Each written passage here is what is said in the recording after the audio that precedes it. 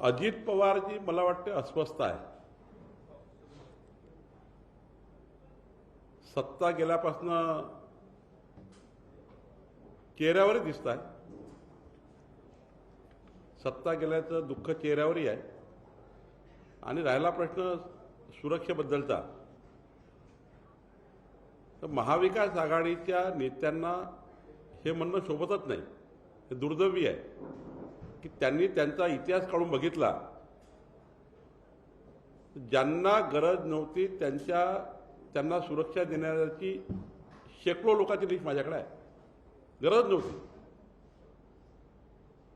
आणि उलट इतके वाईट वागायचे, इतके वाईट वागले की माजी मुख्यमंत्री देवेंद्र फडणवीसजी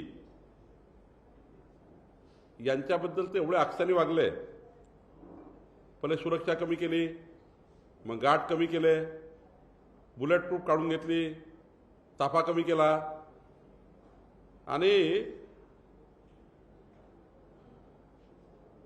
ते देवेंद्र फडणवीसजी यांना शेवटी केंद्राने सिक्युरिटी देण्याचं मान्य केलं, पण त्यांनी नाकारली. पण यांनी जे वर्तन केलं आणि त्यांनी आता या गोष्टी कराव्या. आणि सुरक्षा संबंधी सिक्युरिटी, महाराष्ट्राच्या सुरक्षेचा प्रश्न ते देवेंद्र फडणवीसजी उपमुख्यमंत्री असताना, गृहमंत्री असताना अतिशय संवेदनशील गृहमंत्री राज्याला आहे. राज्याचे मुख्यमंत्री म्हणून त्यांनी काम केलं आहे. आणि घटना घडतात तातडीनं कारवाई करणे. तुमच्या काळात तर कारवाईच होत नव्हत्या. तुमच्या काळात पुरावे राहूनही त्या ठिकाणी अनेक उदाहरणं अशी आहेत. जितेंद्र आव्हाडांनी आनंद करमुसेला बंगल्यामध्ये नेऊन मारलं. बंगल्यामध्ये कुठे गेले होते वळसे पाटील? जर लिस्ट काढली ना तर कितीतरी गुन्ह्यामध्ये पुरावे असताना महाविकास आघाडीच्या गृहमंत्र्यांनी, मुख्यमंत्र्यांनी कारवाई केली. मुख्यमंत्री तर आतमध्येच होते, ते तर काचेच्या पिंजऱ्यामध्ये होते, त्यांना माहीतच नाही काही. पण ज्या पद्धतीने महाराष्ट्रामध्ये आज कायदा सुव्यवस्था आहे, घटना घडतात, घटना घडणार आहे, पण त्या घटना घडल्यानंतर तातडीनं कारवाई व्हायची. या महाराष्ट्रामध्ये या 3 महिन्यामध्ये जेवढ्या घटना घडल्या त्यामध्ये तातडीनं कारवाई होते आहे. मी तर खरं सरकारचं अभिनंदन करेल, एकनाथ शिंदे, देवेंद्र फडणवीस दोघांचंही अभिनंदन करेल या सरकारचं, की ज्यांनी गुन्हा घडल्याच्या 24 तासाच्या आतमध्ये, म्हणजे 99% प्रकरणामध्ये 24 तासाच्या आतमध्ये आरोपी पकडले. 24 तासाच्या आतमध्ये 99% प्रकरणामध्ये. आता 1% प्रकरणामध्ये हे होऊ शकतं की आरोपी त्या ठिकाणी थोडा वेळ लागतो. ते आरोपी त्या ठिकाणी सर्व्हिलन्सच्या बाहेर चालले गेले किंवा कुठे चालले गेले. 99% प्रकरणामध्ये देवेंद्र फडणवीसजीच्या गृहमंत्र्याच्या कार्यकाळामध्ये आरोपी पकडले गेले. आणि केवळ तेच नाही, ज्या चार्जशीट कुठं होत आहे त्यामध्ये त्या आरोपीला सजाच झाली पाहिजे, सजाच. या पद्धतीने मला वाटतं या राज्यामध्ये काम चालू आहे. त्यामुळे अजित पवारजी हे अस्वस्थतेमध्ये बोलत आहे. विरोधी पक्षनेत्याचा अधिकार म्हणून त्या अधिकारामध्ये सरकारवर आरोप करण्याकरता केवळ केविलवाणी धडपड आहे असं मला वाटतं. प्रशासन ठप्प आहे, अधिकाऱ्यांवर देखील दबाव आहे, सरकारकडून निर्णय घेतले जात नाही असं देखील आरोप त्यांचा आहे. हे यांनी सांगावं अजित पवारांनी. ज्या सरकारच्या बैठकीत होत नव्हत्या, ज्या सरकारमध्ये फेसबुक लाईव्ह होत होते, ज्या सरकारमध्ये कॅबिनेटच्या बैठकी फेसबुकवर होत होत्या, म्हणजे व्हर्च्युअल होत होत्या, व्हर्च्युअली बैठक पाहिल्या आम्ही कॅबिनेटच्या. अधिकाराच्या बैठकी सोडा, म्हणजे मला तर वाटतं की ज्या काळात बैठकीच होत नव्हत्या त्या काळात असं म्हणणं आता त्या लोकांनी की बैठकी होत नाही, प्रशासन ठप्प आहे. 2.5 वर्षात जेवढे निर्णय घेतले नाहीत तेवढे 3 महिन्यामध्ये फडणवीस, एकनाथ शिंदे सरकारने घेतले आहे. आणि तुम्ही रोजच बघताय या महाराष्ट्राच्या कल्याणाकरता, हे महाराष्ट्र राज्य देशामध्ये क्रमांक 1 आणण्याकरता जे जे काही करायचं असेल, त्या सर्व बाबी एकनाथजी देवेंद्र फडणवीसच्या सरकारच्या माध्यमातून होत आहे. अजित पवारजी मला वाटतं या पद्धतीनं इतक्या लहान म्हणजे ज्या आरोपात तथ्यच नाही आहे, काही बोलायलाच नाही आहे, म्हणजे बैठका होत नाही, अधिकारी ऐकत नाही, अधिकाऱ्यावर त्या ठिकाणी प्रेशर नाही आहे. तुम्ही हे बोलणं तुम्हाला शोभा देत नाही असं मला वाटतं. 2.5 वर्षाच्या सरकारच्या काळात तुम्ही कमजोर होते, तर मुख्यमंत्री कमजोर, तुम्ही कमजोर, तुम्ही कधी आणि काय केलं तुम्ही विदर्भ वैधानिक मंडळ काढले, मराठवाडा वैधानिक मंडळ काढले, आकसाचं राजकारण केलं. आकसाचं सत्तेचा वापर केवळ आपली पार्टी वाढवण्याकरता. राष्ट्रवादी काँग्रेस पक्ष कसा वाढेल, राष्ट्रवादी काँग्रेसच्या गरज नसताना अशा कार्यकर्त्याला सुरक्षा दिल्या, बलात्कार झाले त्याचं तुम्ही समर्थन केलं, विनयभंग झाले त्याचं समर्थन तुम्ही केलं, 2 महिलांचे त्या ठिकाणी प्रकरण बाहेर आले त्याचं समर्थन तुम्ही केलं. तुमच्या समर्थनाचा रेकॉर्ड काढला ना, तुम्ही या महाराष्ट्राच्या संस्कृतीला सोबत नाही अशाच्या बाबीचं समर्थन केलं आहे. आणि तुम्ही आज सांगताय हे सरकार योग्य पद्धतीने काम करत नाही. आज 18 तास काम करणारे दोघंही, एकनाथजी आणि देवेंद्रजी, 2 अत्यंत चांगले नेते महाराष्ट्राला आहे. या महाराष्ट्राच्या 13 कोटी जनतेला सुरक्षा कवच आहे. महाराष्ट्राचा मध्ये गुंडेगिरीला त्या ठिकाणी लगाम लागला आहे. आज महाराष्ट्राचा रेती माफियाला जे संरक्षण होतं ते रेती माफियाचं संरक्षण निघालं आहे. आज प्रचंड मोठ्या प्रमाणावर कारवाया होत आहे. गुंड हादरलेले आहे. घटना घडली 24 तासाच्या आत पोलीस त्याला पकडतात आहे आणि केवळ पकडत नाही तो जेलमध्येच जाईल अशा प्रकारच्या प्रचंड पुराव्यासहित कारवाया होते आहे. याचा मला अभिमान आहे.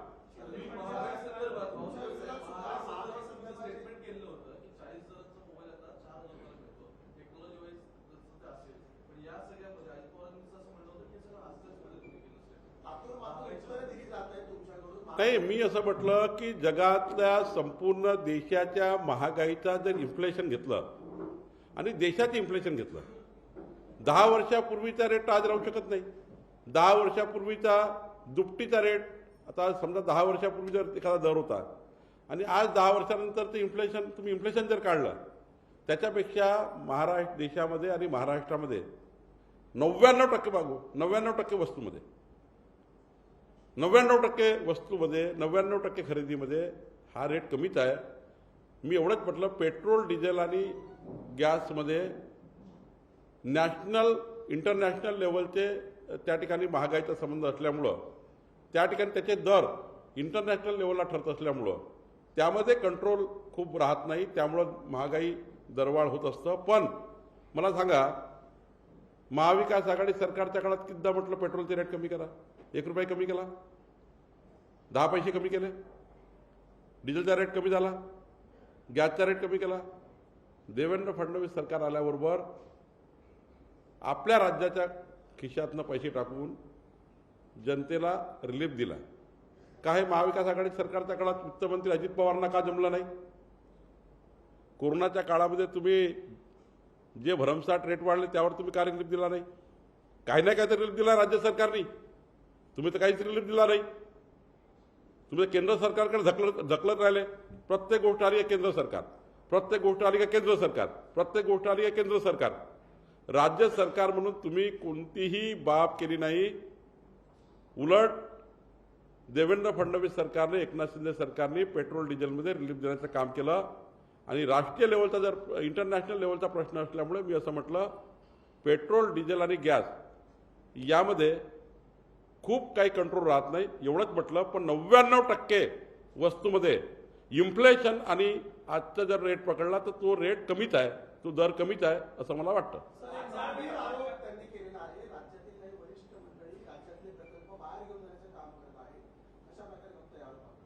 तुम्ही जरी माहिती अधिकारात काढलं की जे जे प्रकल्प आत्ता गेले आहेत ते प्रकल्प केवळ आणि केवळ 18 महिने महाराष्ट्राचे मुख्यमंत्री मंत्रालयात नव्हते. मंत्रालयामध्ये मुख्यमंत्र्यांनी बसावं लागतं, उद्योजकांना कॉन्फिडन्स द्यावा लागतो, एक खिडकी योजना तयार करून त्यांना संपूर्ण बाबीचं प्रोटेक्शन द्यावं लागतं. पोल्युशन कंट्रोल बोर्डापासून तर इंडस्ट्रीपर्यंत सर्वांची बैठक घेऊन त्या ठिकाणी त्यांना मदत करावी लागतं. किती बैठक घेतल्या मुख्यमंत्र्यांनी? कुठं होते मुख्यमंत्री? राज्याचा मुख्यमंत्रीच जर मंत्रालयात नसेल, राज्याच्या मुख्यमंत्र्यांना त्यांच्या प्रायव्हेट सेक्रेटरीला, मी फार जबाबदारीने सांगतो आहे, मुख्यमंत्र्यांना त्यांच्या प्रायव्हेट सेक्रेटरींना भेटण्याकरता 4-4 तास ताटकळत राहावं लागत होतं. ताटकळत मंत्रालयामध्ये इतक्या फाईल प्रलंबित होत्या की मुख्यमंत्र्यांची सही होत नव्हती. मी बघितलं, आमदार तात्काळच राहायचे, आमदाराच्या कुठल्या तरी पत्रावर सही केली मुख्यमंत्र्यांनी. 2.5 वर्षात उद्धव ठाकरेजींनी एक तरी सही आमदाराच्या पत्रावर केली का? सर्वसाधारण जनता सोडा, सर्वसाधारण या महाराष्ट्राचा समाज सोडा, सामाजिक प्रश्न सोडाच, पण मुख्यमंत्र्यांनी कधीतरी आमदाराच्या पत्रावर तरी सही केली का? मग तुम्ही काय उद्योजकाला अटेंड करणार आहे? तुम्ही आमदाराला अटेंड करायला तयार नव्हते, तुम्ही खासदाराला अटेंड करायला तयार नव्हते, तुम्ही काय त्या ठिकाणी उद्योजकाला सांगताय?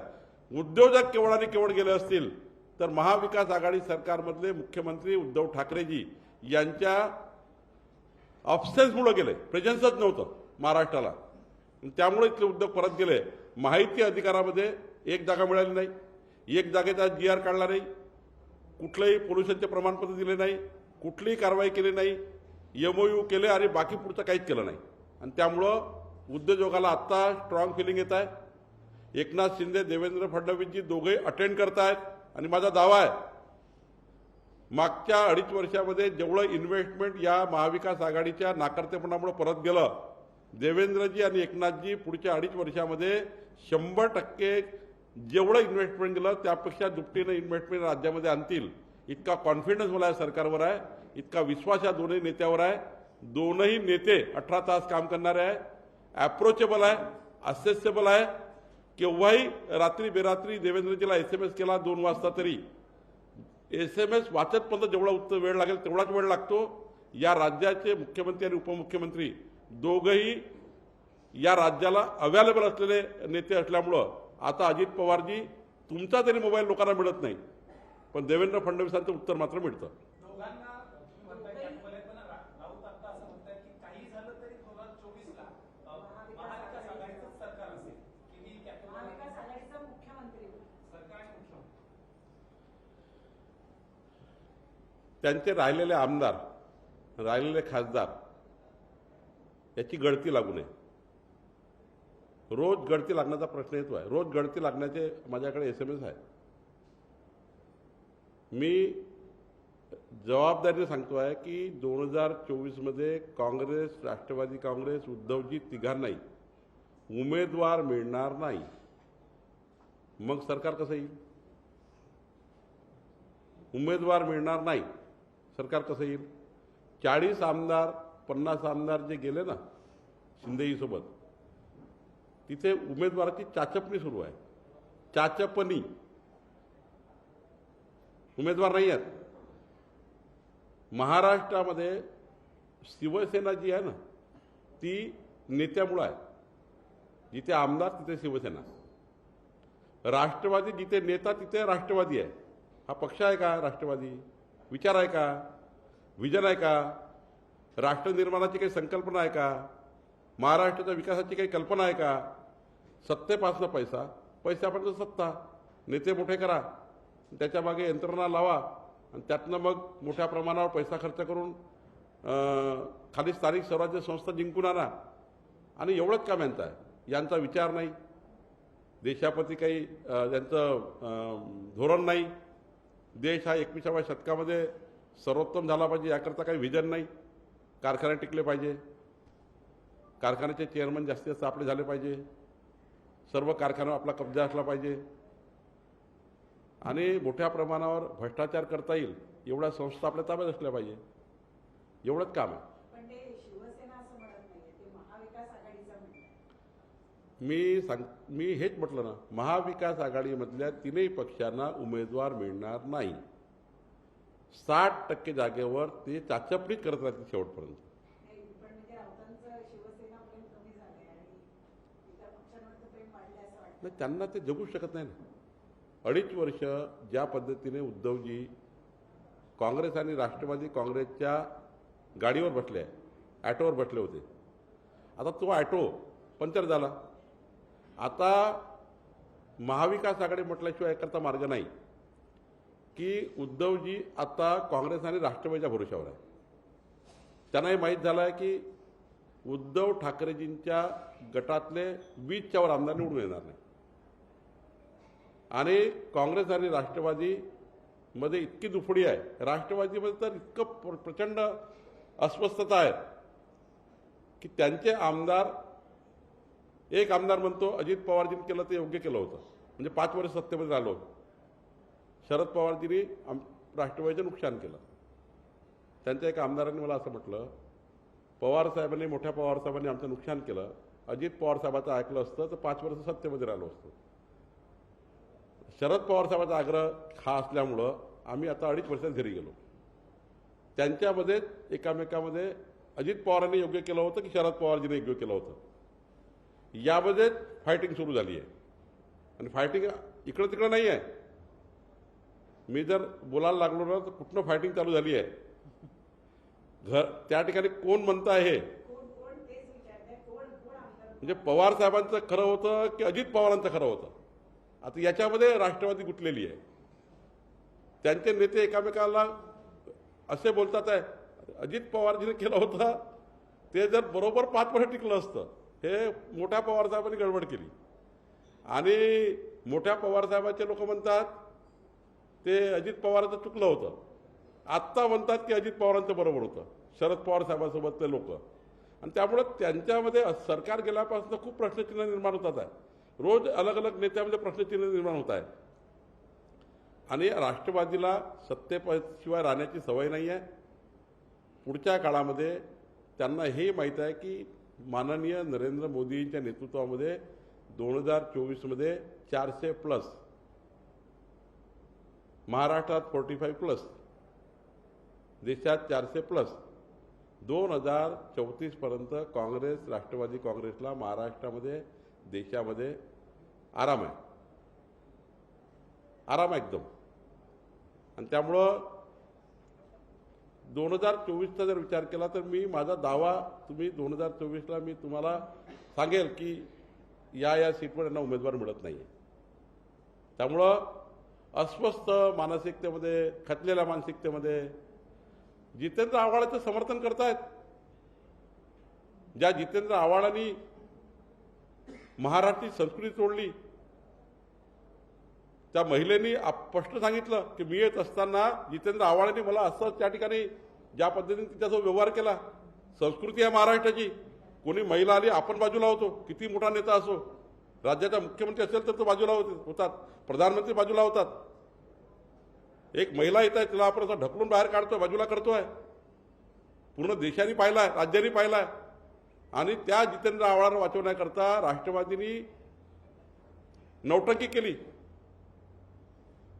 आणि नौटंकी करून सुप्रियाताई तुमच्या मतदारसंघातल्या महिला विचारतील तुम्हाला, तुम्ही असं कसं समर्थन करू शकता, तुमच्या महिला तुम्हाला मत देणार नाही. महिलेला या पद्धतीने केल्यानंतर त्याचं समर्थन आपण करताय. आणि मला वाटतं की आता सर्व राष्ट्रवादी ही प्रचंड अस्वस्थतेमध्ये आणि कंट्रोल सुटल्यासारखी बोलताय, कंट्रोल सुटल्यासारखं. अजितदादाचाही कंट्रोल सुटलाय. भाजपमध्ये नवीन सरकारमध्ये वाचाळवीर मंत्री खूप जास्त आहेत. मी अशा वाचाळवीरांना माझ्या जवळ उभं केलं. आता सत्ता गेल्यावर मी सांगितलं ना की सत्ता गेल्यावर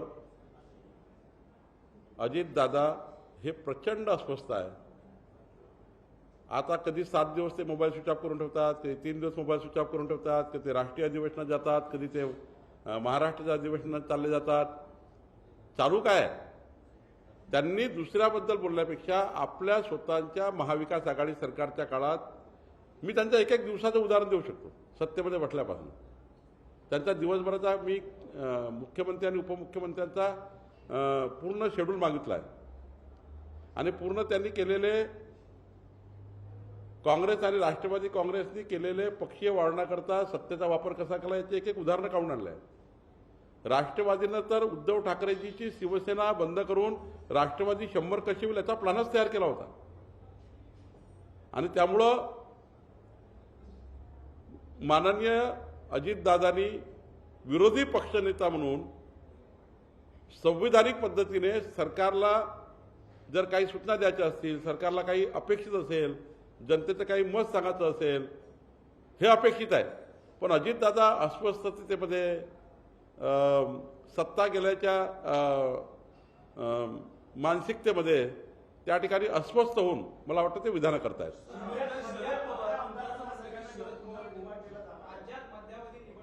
गुवाहाटीला घेऊन जाणार आहे शिंदेला पुन्हा एकदा सर्व आमदार. त्याच्यावर एक राजकारण असं होतंय की इकडं सगळं हे सुरू असताना परत गुवाहाटी म्हणजे 50 आमदार घेऊन वेगळं तिथंही करण्यापेक्षा राज्याकडे लक्ष द्यावं अशी एक टीका होती.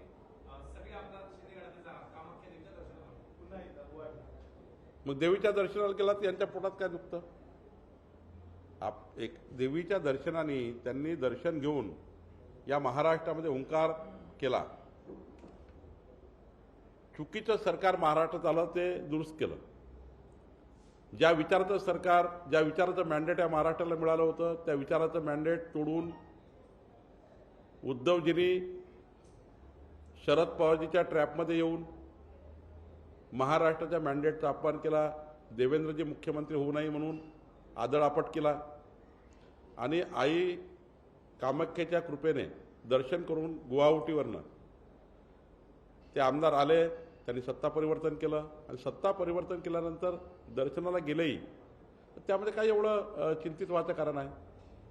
त्याला एखाद्या वेळी ही चिंता असेल की आई कामाख्या अजून काही यांना आशीर्वाद देऊन दिला की 200+ तर आपलं काय होईल? तर आई कामाख्याकडे दर्शनाला गेल्यावर तुम्हाला सर्वांना माहीत आहे की आईचा आशीर्वाद प्राप्त झाला की काही होतं म्हणून.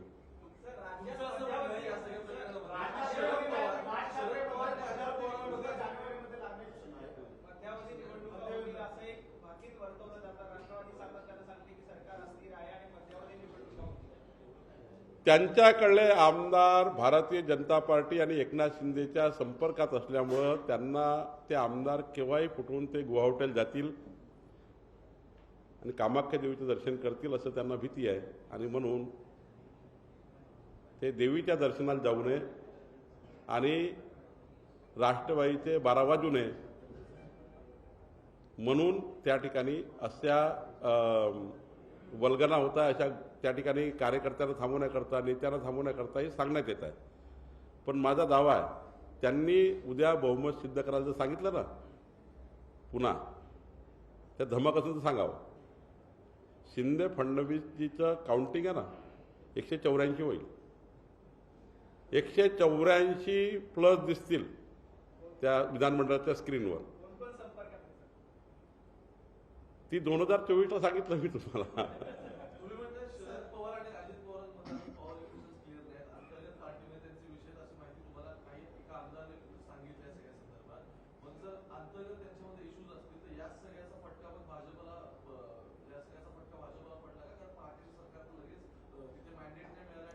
नाही, त्यांच्याकडल्या एका कार्यकर्त्यांनी, जबाबदार पदाधिकाऱ्यांनी, कार्यकर्त्यांनी, विधानमंडळाच्या सदस्यांनी म्हटलं आहे नाव घेईल तर अडचण होईल. अजित पवारजीने केलं ते योग्य 5 वर्ष टिकलं असतं. पवार साहेबांनी चूक केली. आता त्याची पवार साहेबांची चूक झाली मोठ्या साहेबांची की लहान साहेबांची, याच्यामध्ये अंतर्गत राष्ट्रवादीमध्ये वाद सुरू आहे.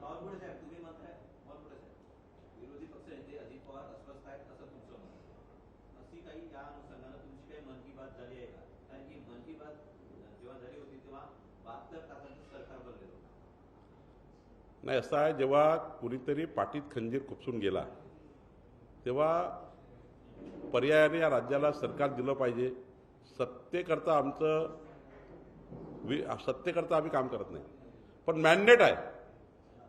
मॅन्डेट मिळाल्यावर जनतेच्या मनातला मुख्यमंत्री जर देवेंद्र फडणवीसजी असतील आणि ते मॅन्डेट तोडून जर कोणी बदमाशी केली असेल तर भारतीय जनता पार्टीने कुणाचे समर्थन घेऊन या महाराष्ट्राच्या संरक्षणाकरता 13 कोटी जनतेकरता महाराष्ट्राचे मुख्यमंत्री देवेंद्र फडणवीसजी व्हावेत हे जनतेचं मत होतं.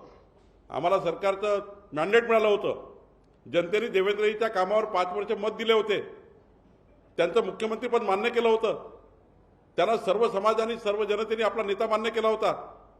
अशा वेळी तुम्ही बेईमानी केली आणि मग सरकार बनवायचं असेल तर कुणाची साथ घेतली असेल अजितदादा वगैरेची, तर ते काही चूक नव्हतं.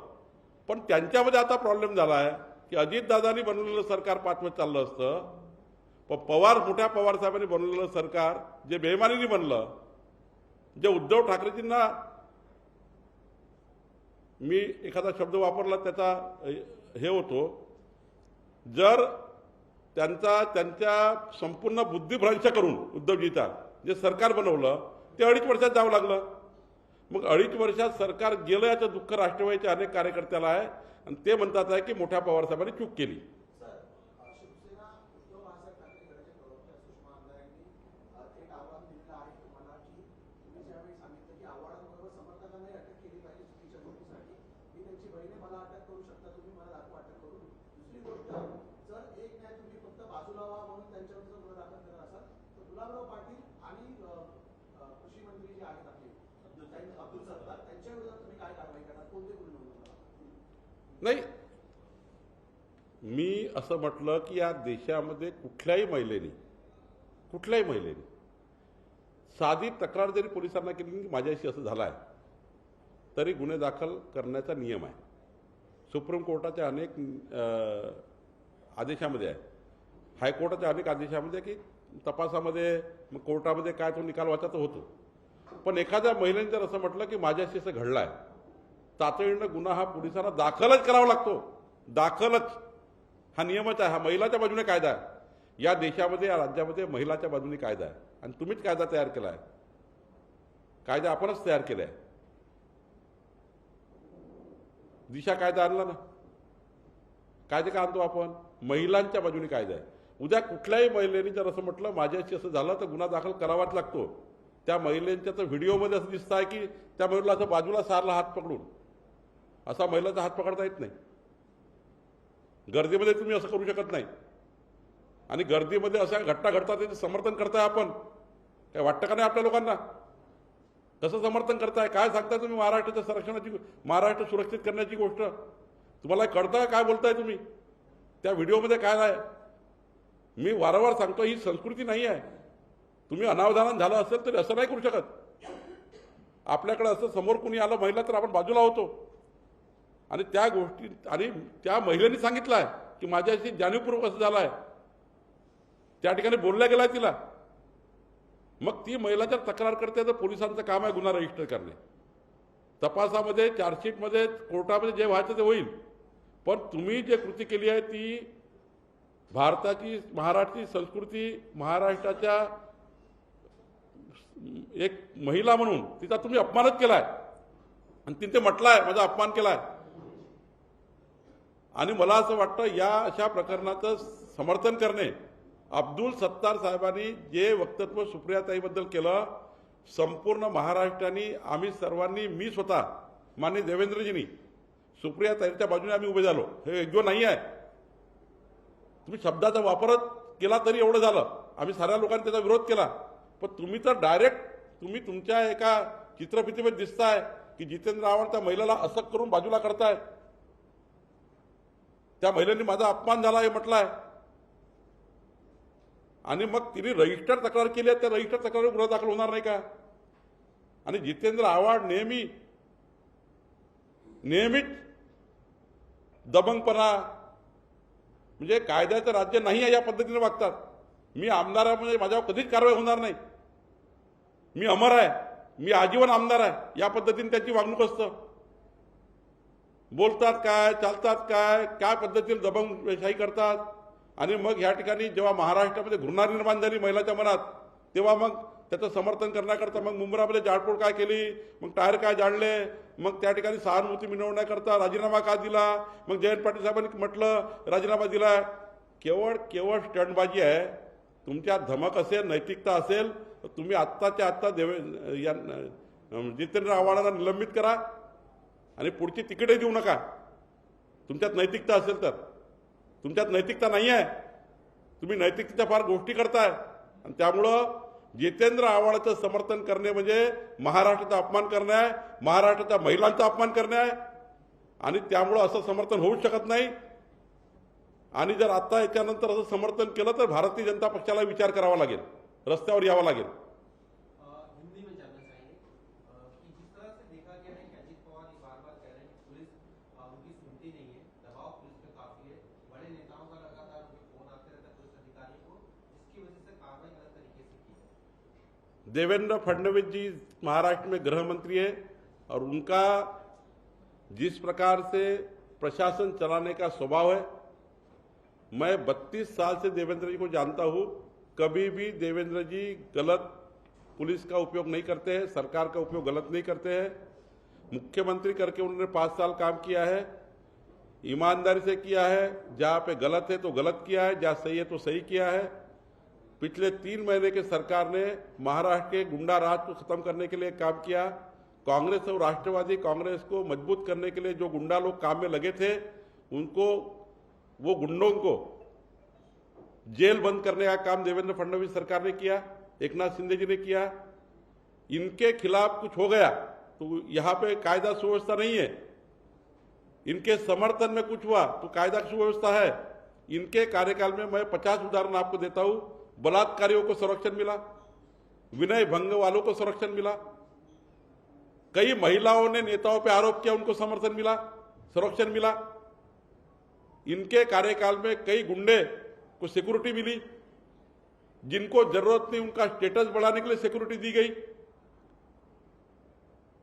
वरुण सरदेसाई प्रकरण में क्या हुआ आपने देखा है, मेरे पास 1000 उदाहरण है। कहा का इन्होंने सिक्योरिटी दी, अपने बगल बच्चों को गांव में पायलट गाड़ी दी गई, वाई+ सुरक्षा दी गई। उल्टा इन लोगों ने देवेंद्र जी के साथ धोखाबाजी की। देवेंद्र जी के पहले गार्ड निकाले, बाद में पायलट निकाली, बाद में उन्होंने बुलेट प्रूफ गाड़ी निकाल दी। महाराष्ट्र के एक चीफ मिनिस्टर के साथ इस प्रकार से व्यवहार किया और उल्टा उनके बगल बच्चों को, मंत्रियों को 2-2 सामने सायरन की गाड़ियां, 2-2 पीछे गाड़ियां, बीच में मंत्री चल रहे जिनका कोई समर्थन नहीं कर सकता। और ऐसे में उन्होंने पूरे महाराष्ट्र की पुलिस का खच्चीकरण किया। अच्छी पुलिस काम करने वाले अधिकारियों को साइड ट्रैक किया गया और जो पुलिस, देखिए आप क्या हुआ, राज्य के गृह मंत्री को जेल जाना पड़ा। इससे और क्या बात कर सकते हैं अजीत पवार जी? तुम्हारा गृह मंत्री जेल में था, तुम्हारा एक्स गृह मंत्री अभी भी जेल में है, तुम्हारे राज्य में गृह मंत्री जेल में, तुम क्या बात करते कायदा सुरक्षा की? क्या समर्थन करते हो आप? और वो गृह मंत्री कौन से आरोपों में जेल में है? कितने आईपीएस ऑफिसर को उन्होंने टॉर्चर किया है? जो आईपीएस ऑफिसर उनको मिलने नहीं गया, उनको क्या कैसे उन्होंने आपने उनके साथ बर्ताव किया है? जो ऑफिसर मिलने जाएंगे उनके साथ अच्छा व्यवहार, और जो बेचारा ईमानदार आदमी, जो ईमानदार अफसर, जो आईपीएस अफसर है, जो कभी मिलने जाता नहीं किसी को, वो अपने काम पे विश्वास रखता है, उनको साइड ट्रैक किया गया। उनको होमगार्ड की पोस्ट दी गई, उनको माथाड़ी की पोस्ट दी गई। क्या क्या किया आपने मुझे मालूम है। आप ये बात नहीं कर सकते, आपको ये बात करने का अधिकार नहीं है। अजीत पवार जी अस्वस्थ है, सरकार जाने से परेशान है।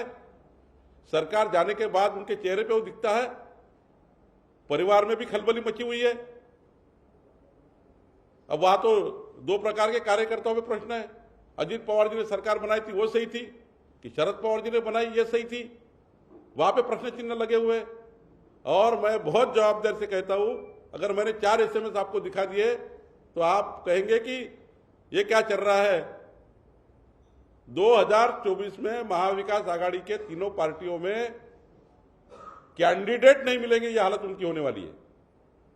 इस प्रकार से 2.5 साल सरकार चलाई है। राहुल गांधी की यात्रा चल रही है महाराष्ट्र में और कांग्रेस के 1.5 हजार लोगों के प्रवेश हो रहे हैं।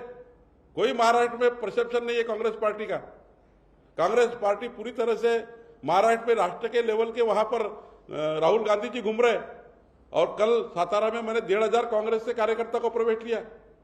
कांग्रेस की पदयात्रा, भारत जोड़ो यात्रा नेताओं ने हाईजैक कर ली और नेताओं ने अपने लड़कों को प्रोजेक्ट करने के लिए यात्रा में पूरी तरह से मदद की। और आप देखेंगे यात्रा में तो 800 लोग तो परमानेंट है यात्रा के, बाजू में गांव के लोग तो खड़े रहते ही यात्रा आने के बाद। यात्रा का कोई फायदा नहीं हुआ। कांग्रेस राष्ट्रवादी में बहुत ज्यादा असंतोष है और उद्धव जी को अभी वो पंचर जो ऐड हुआ है 3 पार्टी का, वो अभी सामने जा ही नहीं रहा है। कितना भी एक्सीलेटर घुमा रहे उसका जा ही नहीं रहा है।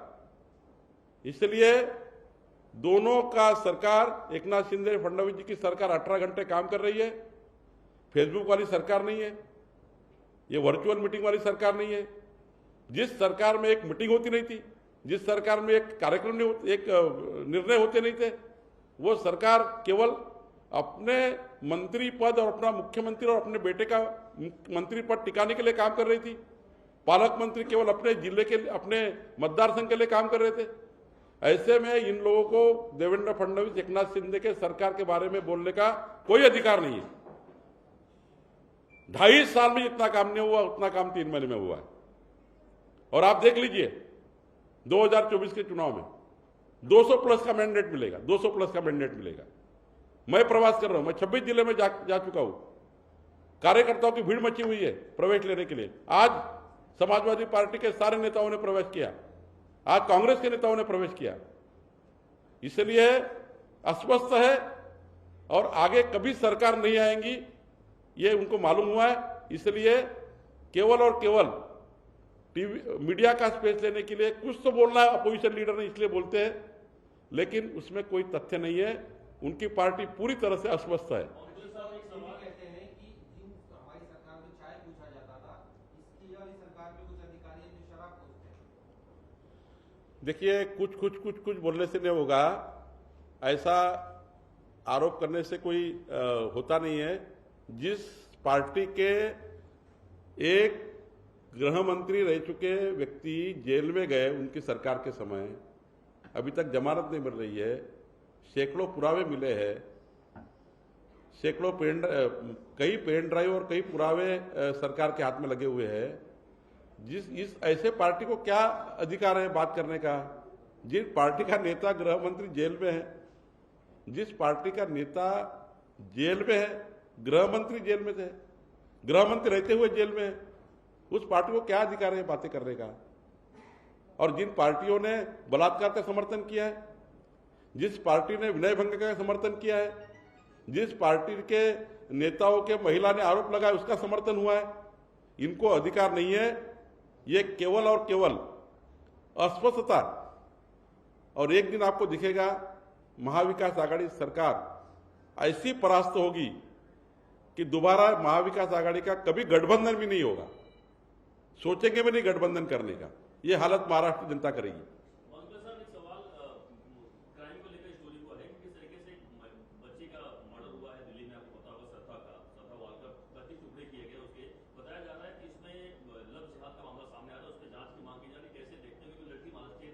देखिए, लव जिहाद में जिस प्रकार से महाराष्ट्र में और महाराष्ट्र मामले सामने आ रहे हैं,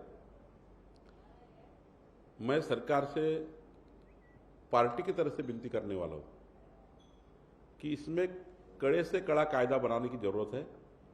जिस प्रकार से कुछ प्रकरण सामने आ रहे, कुछ तो आए नहीं रहे सामने, और जिस प्रकार से हमारे हिंदू लड़कियों को बाय प्लान घर का नाम निकालकर उस महिलाओं का नाम, उस लड़कियों का नाम निकालकर बाय प्लान 6-6 महीने प्लान करते हैं, प्लान करके महिला उस लड़कियों को फंसाते हैं और बाद में इस प्रकार की घटना होती है। इसमें बहुत कड़ा से कड़ा कानून बनना चाहिए और इसको फास्ट ट्रैक कोर्ट में जहां भी ये ऐसे केस में जहां ये केसेस आती है, उस केस में तुरंत वो कभी आरोपी बाहर ही नहीं आना चाहिए। इसके लिए और कुछ आगे कर सकते हैं क्या? मैं सरकार से इसकी विनती करने वाला हूँ। आपके बारे में कहा जा रहा है सर, एक दो लड़कियों से, कई लड़कियों से वो डेट करता था कि लड़कियों से जब वो 35 टुकड़े श्रद्धा किए दिल्ली में और उसके बाद वो लगातार फेंकता रहा, उस वक्त भी लड़कियों के साथ संपर्क में था, बहुत लड़कियों के साथ। वो साइलेंटली बहुत से ऐसे प्रकरण चालू है, बहुत ये प्रकरण बढ़े हुए हैं। निश्चित रूप से ये महाविकास आघाड़ी सरकार के समय बहुत प्रोटेक्शन मिल गया।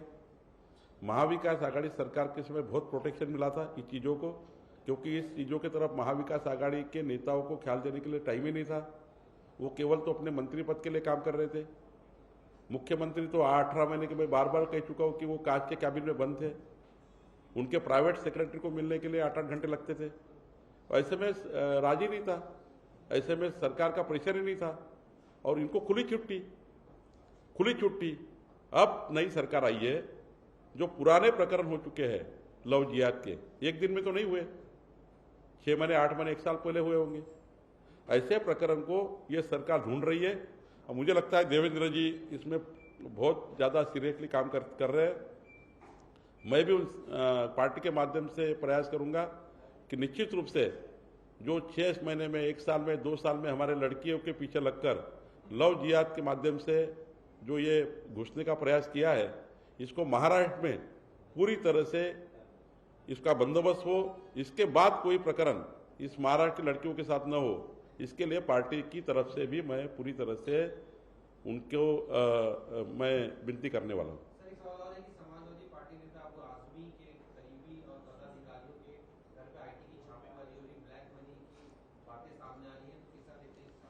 देखिए कि ये जो आईटी है, सीबीआई है, ईडी है, इनको जो माहिती मिलती है उसके आधार पे बहुत से कार्रवाई होती है। अब माहिती मिली होगी करके वहाँ छापेमारी हुई होंगी। ये इंडिपेंडेंट यंत्रणाएं हैं जो अपने लेवल पे काम करती है। इसमें मुझे लगता है कि इंडिपेंडेंट यंत्रणा के ऊपर जो माहिती मिलती है उसके ऊपर कार्रवाई वो करते हैं। सर, एक प्रश्न, भाजपच्या वतीने भाजप फ्रेंड्स असं अभियान राबवलं गेले, नेमकी काय संकल्पना आहे, कशा पद्धतीने लोकांना जोडण्याचा प्रयत्न? माझ्या प्रवासामध्ये असे अनेक नागरिक मला भेटले, ज्यांनी मला असं म्हटलं की आम्ही भारतीय जनता पार्टीच्या कार्यक्रमामध्ये आमच्या व्यस्ततेमुळे सहभागी होऊ शकत नाही आणि आम्हाला भारतीय जनता पक्षाबद्दल अत्यंत प्रेम आहे, मित्रता आहे, आम्हाला आदर आहे आणि त्यांना विश्वास आहे की श्रद्धेय विश्वगौरव युगपुरुष नरेंद्र मोदीजी 21व्या शतकातला भारत निर्माण करण्याकरता ज्या पद्धतीने व्हिजन त्यांनी तयार केला आहे त्या व्हिजनवर विश्वास आहे। आमचा भारत हा जगातला सर्वोत्तम देश होईल याकरता मोदीजी काम करताय। आम्हाला भारतीय जनता पक्षाचं मित्रत्व स्वीकारायचं आहे। आम्ही मतदार आहोत, आम्ही मतदान करायला जातोच, पण आम्हाला रोजच्या ॲक्टिव्हिटीमध्ये भारतीय जनता पार्टीचा सहभागी व्हायचा आहे, पण आम्हाला त्या ऑनलाईन मिळाव्या, त्या ठिकाणी आम्हाला ऑनलाईन त्या ठिकाणी या दिसाव्यात। तुमच्या व्हॉट्सअप ग्रुपवर तुमच्या वॉर रूमला आम्हाला कनेक्ट करून घ्यावं, जेणेकरून आमचा जेवढा वेळ आमच्याकडे असतो त्यावेळी आम्ही बघू, त्यावेळी आम्ही तुमच्या ॲक्टिव्हिटी बघू। मोदीजींनी काय निर्णय घेतले, देवेंद्रजींनी काय निर्णय घेतले, भारतीय जनता पार्टी काय ॲक्टिव्हिटी करताय, याकरता फ्रेंड्स ऑफ बीजेपी असं एक संकल्पना त्यांनी आम्हाला सांगितली, ती आम्ही आज सुरू केली। एक मोबाईल क्रमांक दिला आणि मला विश्वास आहे की आज 70 30 77 61 61 वर खूप मोठ्या प्रमाणावर कॉल आले। यातनं त्यांना ऑनलाईन आमचे कार्यक्रम जातील, त्यांना एक फ्रेंड्स ऑफ बीजेपी म्हणून एक कार्ड जाईल, त्या कार्डवरनं ते फ्रेंड्स ऑफ बीजेपी म्हणून ओळखले जातील आणि पक्षाच्या जेव्हा जेव्हा पक्ष हा निवडणुकीला समोर जाईल, मोदींच्या नेतृत्वामध्ये भारत देशाला बलशाली करण्याकरता अत्यंत महत्त्वाचा रोल फ्रेंड्स ऑफ बीजेपी करणार आहे। तुम्ही मध्यंतरी भिडे गुरुजींची पण सांगलीमध्ये भेट घेतली, हे पण फ्रेंड्स ऑफ बीजेपीचाच भाग होता? नाही, आदरणीय भिडे गुरुजी हे अत्यंत या महाराष्ट्राच्या प्रखरतेकरता, महाराष्ट्राच्या त्या ठिकाणी संस्कृतीकरता आपली विरासत, इतिहासातले गडकिल्ले, इतिहास आणि संस्कृती विरासत कायम राहिली पाहिजे, ही संस्कृती टिकली पाहिजे, याकरता आपलं जीवन त्यांनी दिलं। त्यांची प्रकृती चांगली नव्हती, मी सांगलीमध्ये होतो आणि त्यामुळं सदिच्छा भेट घेतली। अत्यंत चांगल्या मनमोकळेपणाने ते माझ्याशी बोलले। त्यांच्या मनात अत्यंत काही बाबतीबद्दल चिंता आहे, काही बाबतीबद्दल काळजी आहे, काही बाबतीबद्दल त्यांना अपेक्षाही आहे की नवीन सरकारने आणि भारतीय जनता पार्टीने या बाबीवर लक्ष दिलं पाहिजे। त्यांनी मला काही गोष्टी बोलल्या आहेत, निश्चितपणे त्या आपल्या महाराष्ट्राकडे चांगल्या आहेत, महाराष्ट्र रक्षणाच्या आहेत, संस्कृती विरासतच्या रक्षणाच्या आहेत, तर त्यांच्या बाबीवर निश्चितपणे आम्ही विचार करणार आहोत।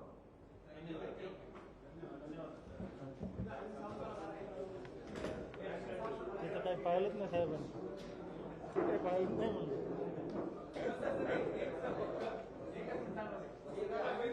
सावंत असं बोलले की फडणवीस सूडमूर्ती आहेत.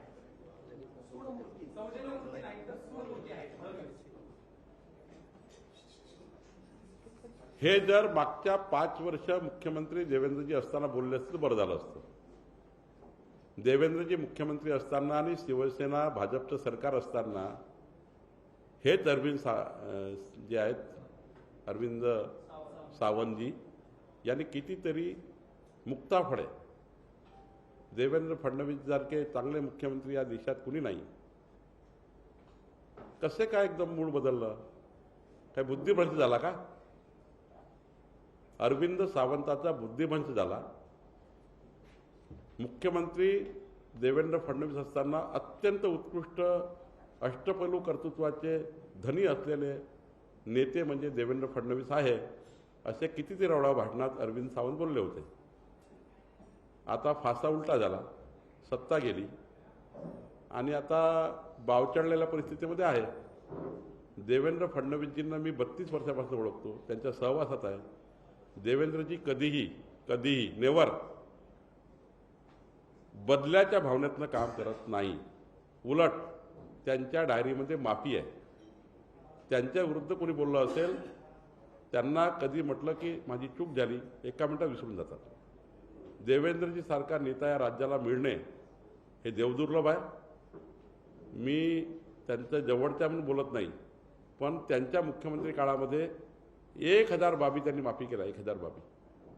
आणि शिवसेना भाजपचं सरकार असताना मला आठवतं मी मंत्री होतो, उद्धवजींनी सांगितलेलं, मी साक्षी आहे, उद्धवजींनी सांगितलेलं या महाराष्ट्राच्या विकासाचं कुठलंही काम टॉप प्रायोरिटीवर मंत्रिमंडळाच्या बैठकीत आणून टॉप प्रायोरिटीवर. जर या राज्यामध्ये कुणाला टॉप प्रायोरिटी देवेंद्रजींनी दिली असेल तर उद्धवजींना दिली आहे. उद्धवजींनी जरा आत्मपरीक्षण करून आपल्या अरविंद सावंताला सांगावं की असे शब्द देवेंद्रजीबद्दल वापरू नये. सारं विसरले असाल, बेईमानीच मनात आली असेल तर मग ठीक आहे, पण देवेंद्रजीबद्दल, त्यांच्या कर्तृत्वाबद्दल, त्यांच्या उंचीबद्दल अरविंद सावंतांनी बोलू नये. त्यांची ती उंची नाही आहे, त्याची लायकी नाही आहे असं मला वाटतं.